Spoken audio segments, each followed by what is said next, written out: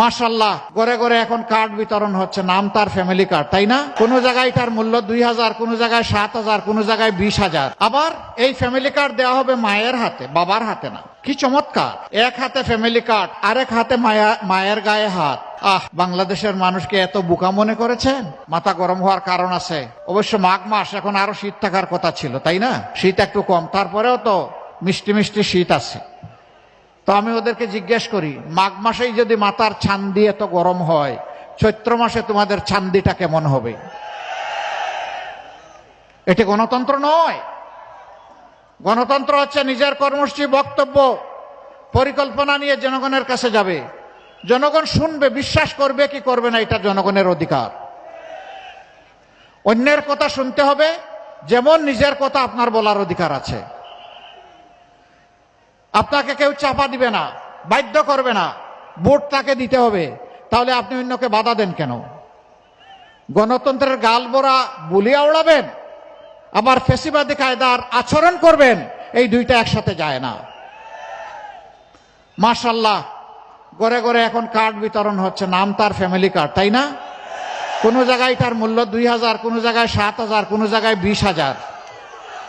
আবার কোন জায়গায় বলা হচ্ছে আমরা 50 লক্ষ দিব, আবার কোন জায়গায় বলা হচ্ছে আমরা 50 কোটি দেব। আবার এই ফ্যামিলি কার্ড দেওয়া হবে মায়ের হাতে, বাবার হাতে না। কি চমৎকার!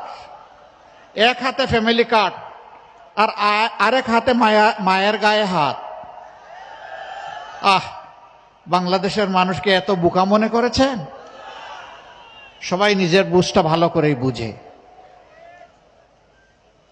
গরম হওয়ার কারণ হলো, মায়েরা এখন ওপেনলি বলে আমরা অনিরাপদ এই বাংলাদেশ আর দেখতে চাই না, আমরা একটা নিরাপত্তার বাংলাদেশ চাই।